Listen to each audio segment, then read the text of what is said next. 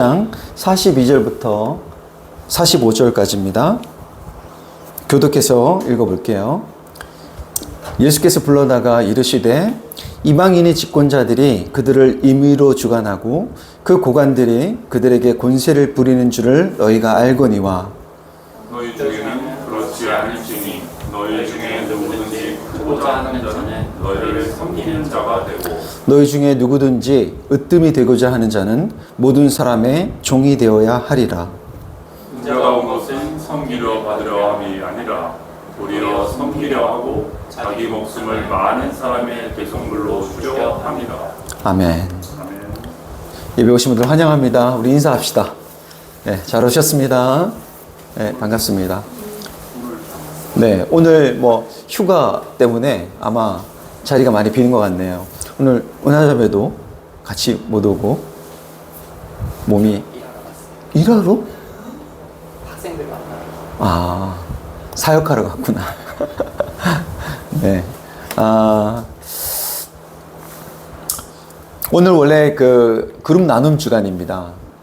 그런데 오늘 그냥 말씀을 나누고 그리고 나눔 제가 질문을 나중에 드릴게요. 그걸로 식사하신 후에 그 나눔 질문을 갖고 삶 나눔을 좀 하면 좋을 것 같습니다.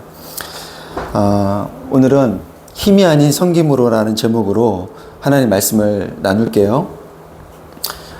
지난주 우리는 우리 마음에 심겨진 하나님 말씀, 그리고 말씀이 육신이 되어서 우리 가운데 오신 예수 그리스도, 그 예수 그리스도가 우리 가운데 작은 겨자씨처럼, 그리고 보이지 않는 누룩처럼 우리 가운데 와 있다고 제가 말씀드렸습니다. 기억하시나요? 큰 능력으로 오신 것이 아니고 또 높음으로 오신 것도 아닙니다.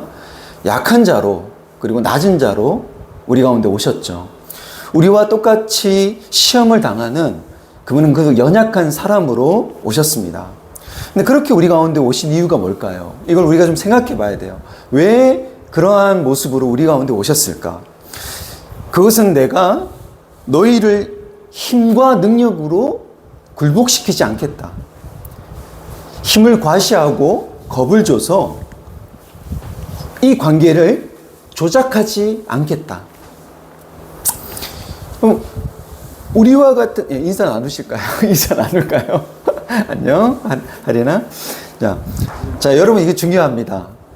그러니까, 그렇게 오신 이유는 뭐냐 하면, 힘과 능력으로 그분이 우리 가운데 오신 것이 아닌 이유는 내가 너희와의 그 관계를 힘으로, 그런 어떤 그 강압으로 겁을 줘서 이 관계를 내가 하지 않겠다?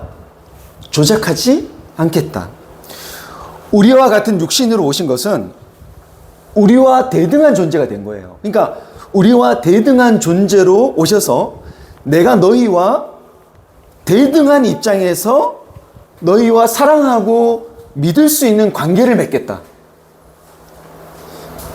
그래서 내가 너희로부터 자발적인 사랑을 얻어내겠다는 것입니다. 여러분 기억하십니까 혹시? 우리가 호세아서를 우리가 본 지 꽤 오래됐지만 여러분 그 호세아서에서 우리는 그 사랑을 이미 봤죠. 호세아는 반복해서 바람을 피우는 그 아내 고멜, 그 고멜을 끝까지 데려옵니다. 여러분 그 바람 피우는 아내를 데려왔을 때 그 속이 말이 아닐 거예요, 그죠? 그런데 그렇게 나간 그 고멜을 계속 데려와요. 바람 피우는 그 고멜을 계속 데리고 옵니다. 근데 그렇게 데려다 놓고 정신 차릴 때까지 너 나한테 처맞고 죽을래? 그렇게 위협하거나 강압하지 않아요. 여러분 그 고멜을 데려다 놓고 그저 기다립니다. 호세아의 그 사랑을 그녀가 알 때까지 기다려줘요. 그 호세아를 통해서 우리가 본 그 하나님의 사랑은 어떤 사랑이었습니까, 여러분? 하나님 그 사랑은 아픈 사랑이었어요. 그 바람 피우는 아내를 다시 데려오기 위해서 그가 가진 재산 전부를, 그 돈뿐만 아니라 집에 있었던 호밀, 그 모든 것까지 탈탈 털어서 그 값을 지불하고 그 신랑이신 그 당신 품으로 스스로 돌아오기까지 기다리는 호세아를 통해서 보여주는 거죠. 그것을 기다리는 그분의 그 사랑은 아픈 사랑이었어요. 하나님은 당신이 이렇게 아플지언정 그 힘으로, 강압으로 우리를 굴복시켜서 그분과의 관계를 맺도록 하지 않겠다는 거죠.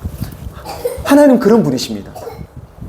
근데 이걸 우리가 생각해 보면 이미 창조 때부터 하나님은 그런 분이셨어요. 창조 때부터. 아담과 하와에게 하나님이 명령하셨던 것이 뭡니까? 동산의 실과 이거 다 너 마음대로 먹어도 좋은데 동산 중앙에 그 선악을 알게 하는 나무의 실과는 먹지 말아라. 명령하셨죠. 여러분, 이 선악과는 물론 나중에 우리가 이걸 좀 더 따로 얘기해 볼 필요도 있겠지만 이건 뭐냐 하면 그 아담과 하와, 그 인간에게 뭘 주신 거냐 하면 선택할 자유를 주셨다는 것입니다. 그걸 잘 보여주는 것이 뭐냐 하면 선악과예요. 선택할 자유를 주신 것. 이게 얼마나 엄청난 거냐 하면 자, 인간은 피조물이잖아요. 근데 이 피조물이 창조주를 따를 수도 그리고 이 창조주를 거역할 수도 있는 고난을 피조물에게 주셨다는 겁니다. 이게 너무 놀라운 거예요. 창조주가 피조물에게 자기 자신을 거절할 고난까지 줘? 엄청난 거죠. 근데 왜 이 고난을 주신 걸까요? 나는 네가 나에게 기계적으로 복종하는 것을 원하지 않아. 나는 네가 스스로 주체적이고 자발적으로 나와 관계를 맺기를 원한다. 그게 하나님이 인간을 대하시는 사랑입니다. 상대를 꼼짝 못하게 해서 나를 선택할 수밖에 없게 만드는 그 공포정치. 이건 하나님의 방식, 그분의 사랑과는 거리가 멀어요. 강압과 강요에 의한 그 선택은 자유를 억압하죠. 여러분, 하나님은 그렇게 사랑하기를 원치 않으십니다. 그러나 노예의 근성을 버리지 못했거나 나의 선택에 대한 책임을 지고 싶지 않은 이들은 그저 강하고 유능한 리더가 자신을 이끌어주기를 바랍니다. 우리를 배부르기만 해준다면 강압과 강요도 괜찮다. 내 배만 부를 수 있다면 난 괜찮아. 강압해도 괜찮아. 강요해도 괜찮아. 받아들입니다. 이스라엘 백성들이 하나님께서 그들을 출애굽시켜서 그들에게 자유를 줬는데도 그들이 광야의 생활에서 어떻게 합니까? 배불리 먹었던 애굽을 다시 그리워하면서 그들이 애굽으로 돌아가려고 했던 것처럼 여러분, 이 사람의 존엄을 짓밟고 억압하는 이 지배구조, 거기에서 쉽게 벗어나지 못하죠. 하나님 그걸 원치 않으세요. 그런데 우리가 성경을 보면 어떤 하나님을 보게 되냐 하면 강압하시는 하나님을 보게 되거든요. 이스라엘이 하나님의 뜻을 버리고 악을 행하면 하나님께서 어떻게 하십니까? 이민족을 동원해요. 엄청난 군사력을 갖고 있는 이민족을 동원해서 이스라엘을 어떻게 해요? 공격하게 하죠. 그리고 그들을 어떻게 합니까? 포로로 잡혀가게 하십니다. 아니, 이게 뭡니까, 하나님? 그러지 않겠다면서요. 근데 이런 모습을 보이시죠? 그러면 그 일을 겪은 이스라엘은 그제서야 하나님께 살려달라고 부르짖습니다. 그리고 그 부르짖음을 들으신 하나님께서 또 강한 손으로 그들을 그 압제로부터 구원해 주세요. 그래서 평화가 찾아오잖아요. 그러면 어떻게 합니까? 이스라엘 백성들이 다시 하나님의 뜻을 버리고 악을 행합니다. 이게 뭐예요? 우리가 이걸 어디에서 볼 수 있습니까? 이 이야기는 사사기가 되게 대표적이죠. 사사기. 마음이 아파. 마음이 아파. 하민아, 마음이 아파. 사사기를 보면, 자, 회개하여서 하나님께 돌아와서 평화를 누려요. 누리다가 다시 악을 행하여서 이민족에게 지배를 받는 일들이 계속 반복되죠. 그러니까 이스라엘이 그럴 정도로 하나님 말을 들었다 안 들었다? 하나님 말을 안 들었다는 것이거든요. 그러니까 이게 뭘 보여요? 그때 하나님이 이미 강압과 강한 능과 능력의 손으로 이미 그들을 어떻게 했어요? 어려움에 처하기도 하고 그들을 구원해내기도 하고 근데 그럼에도 불구하고 이걸 계속 이스라엘 백성들이 뭐 했다? 반복하잖아요. 그러니까 이게 하나님 그렇게 하신 이유가 뭐냐 하면 강압으로도 강한 능력으로도 안 된다는 거예요. 이걸로 안 된다는 겁니다. 이걸 보여주시는 거예요. 그러니까 너희가 기대하는 그 강한 힘에 의한 그 관계, 사람들은 보통 그걸 원하거든요. 근데 그런 관계는 그 관계에 구속되어서 속박을 당하든지 아니면 그 관계를 깨고 벗어나려는 그 결과만 나을 뿐이다. 이것을 계속해서 하나님이 알려주시는 겁니다. 하나님이 이런 경험을 통해서 알려주시려는 거예요. 그리고 이것은 구약 전체가 우리에게 말하고자 하는 이야기이기도 합니다. 그런데 특이한 건 뭐냐 하면 이스라엘이 그렇게 계속 똑같이 이런 일들을 반복하는데도 하나님이 그들을 내치지 않으세요. 자, 그들은 어떻게 하냐면 반복해서 자기의 소견에 옳은 대로 행하잖아요. 자기 뜻대로 하잖아요. 예? 자기 마음대로. 그런데도 그들의 그 실수와 잘못된 선택을 하나님 어떻게 하냐면 이걸 계속 반복하는데도 그러면 차라리 나 같으면 얘네들은 도저히 안 될 종자들이야. 얘네들을 말고 다른 종자를 택해야겠어. 그럴 법도 한데 그러지 않으시거든요. 그들의 이 실수와 잘못된 이걸 허용하시면서 그분은 계속 기다리세요. 여러분, 우리도 내 뜻대로 하다가 낭패를 당하면 내가 뭔가를 잘못해서 그런 것 같아. 그래서 다시 하나님 뜻대로 하기로 결심을 하죠. 그랬다가 또 다시 내 뜻대로 하는 일들 우리도 반복하잖아요. 우리도 반복합니다. 왜 그러면 우리가 그런 일을 반복하지 않도록 그분이 그 강한 힘으로 왜 그것을 막지 않으실까? 왜 우리가 그런 삶을 계속 어쩌면 평생 그럴지도 몰라요, 우리는. 근데 그걸 왜 계속 허용하실까?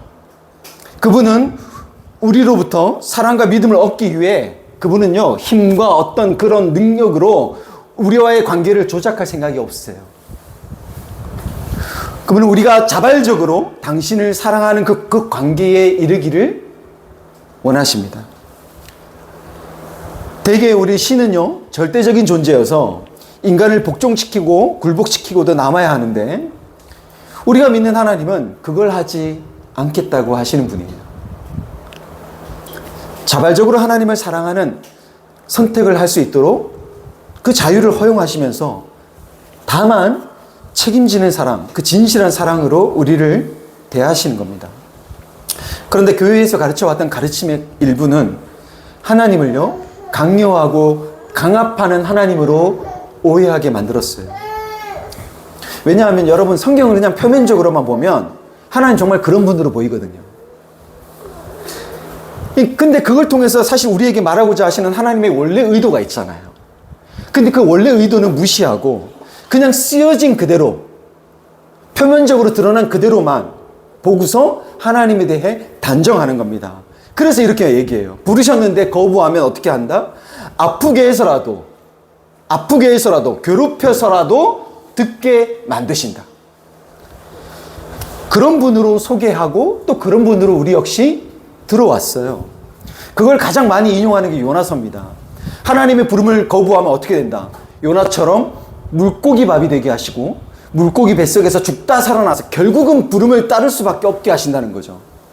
그러니 뭐 할 때 들어라. 그러니 좋은 말로 할 때 들어라. 좋은 말로, 이 얘기 혹시 들어보신 적 없어요?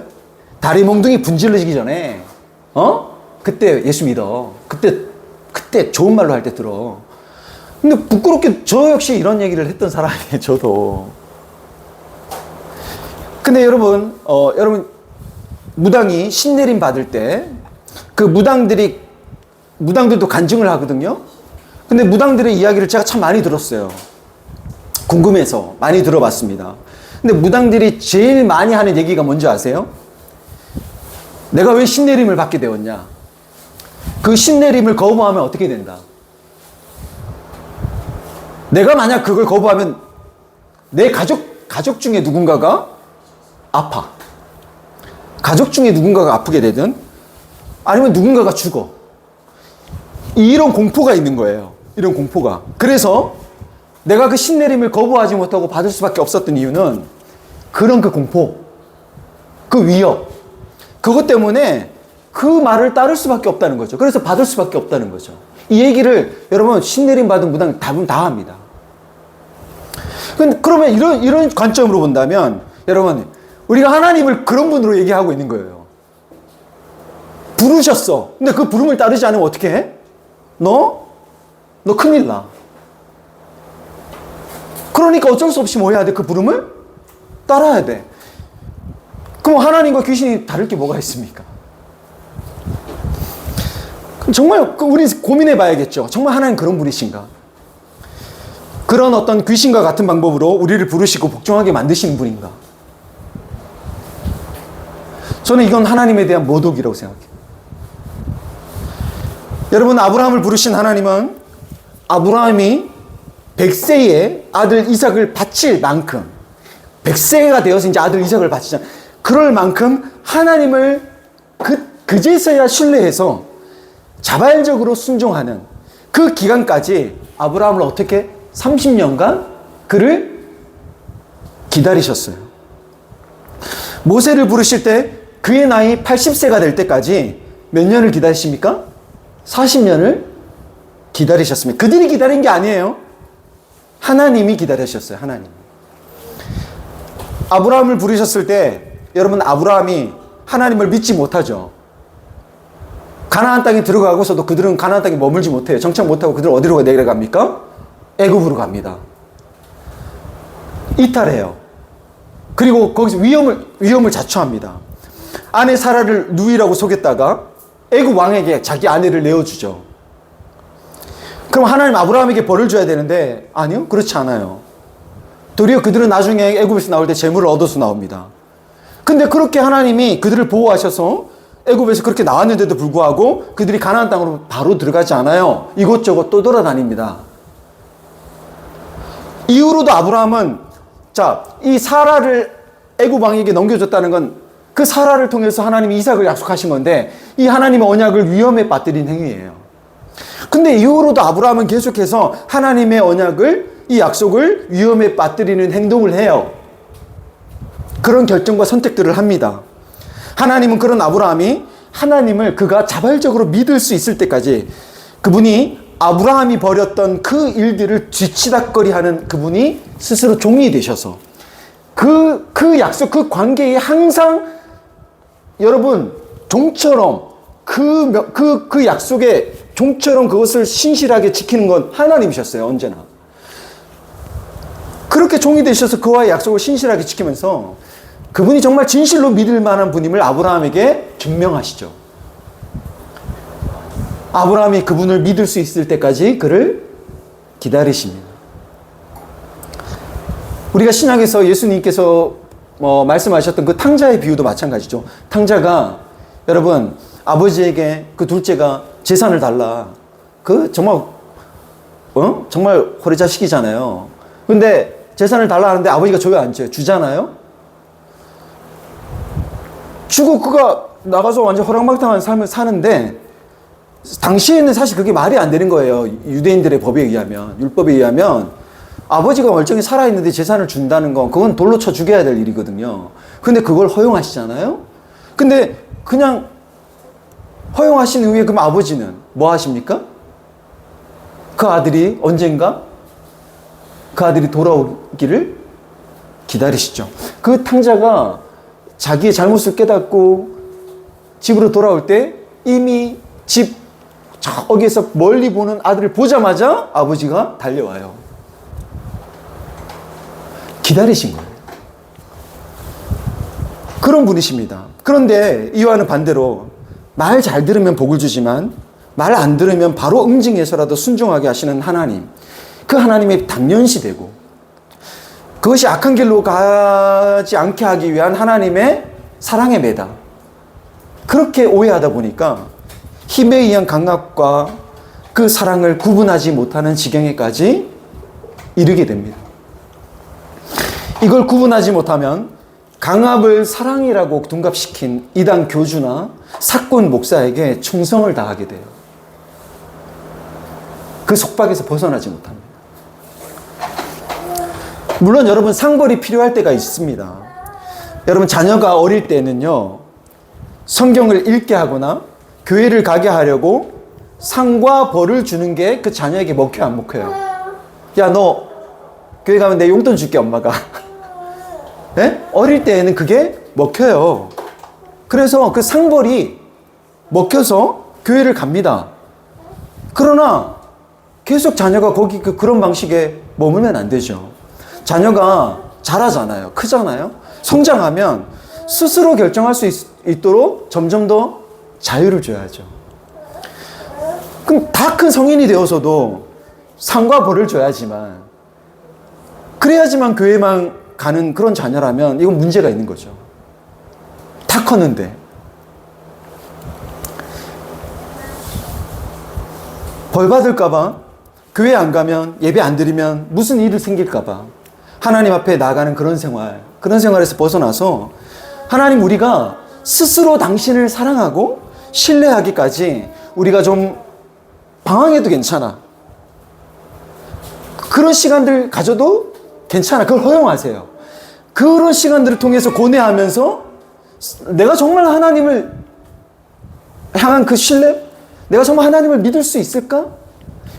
이걸 고뇌하면서 스스로 선택할 수 있는 그런 시간. 그런 시간이 필요한 겁니다. 그런 시간을 가져야 되는 거예요. 하나님 그런 시간을 통해서 당신을 사랑하기를 원하시는 분입니다. 그러나 그걸 그냥 거저 얻어내려 하지 않으세요. 오늘 말씀 42절, 45절을 다시 한번 읽어볼게요. 시작. 예수께서 불러다가 이르시되 이방인의 집권자들이 그들을 임의로 주관하고 그 고관들이 그들에게 권세를 부리는 줄을 너희가 알거니와. 45절. 인자가 온 것은 섬김을 받으려 함이 아니라 도리어 섬기려 하고 자기 목숨을 많은 사람의 대속물로 주려 함이니라. 아멘. 여러분, 이방인의 집권자들은 백성들을 임의로 주관하고 그 고관들이 그들에게 권세를 부리면서 뭘 받으려 해요? 섬김을 받으려 하죠. 섬김을 강요하지만, 그러나 인자는, 예수님은 인자가 온 것은 섬김을 받으려 함이 아니라 도리어 섬기려 하고 자기 목숨을 많은 사람의 대속물로 주려 함이라고 하십니다. 이 말은 뭡니까? 내가 힘과, 그 이방인들의 집권자처럼 내가 힘과 권세로 너희를 눌러 너희가 나를 섬기도록 강요하지 않겠다. 도리어 나는 너희를 섬기고 내 목숨까지 주어서 너희를 사랑하겠다. 그렇게 우리에게 말씀하시는 분이십니다. 상대에게 자유를 주신 거죠. 그 자유를 주면서도 그 가운데 당신을 선택하게 하시는 것이죠. 근데 그렇게 하려면 여러분 어떻게 해야 될까요? 대단한 신뢰가 필요합니다. 대단한 신뢰를 보여줘야 됩니다. 근데 하나님이 그걸 보여주시겠다는 겁니다. 그걸 내가 하겠다고 하시는 거예요. 하나님을 떠난 우리가 스스로 자처한 그 죽음, 그 죽음에서 우리를 건지시기 위해 그분은 많은 사람의 대속물로 당신 자신의 뭘 주세요? 목숨을 주십니다. 그렇게 우리를 섬기며 희생하며 사랑하십니다.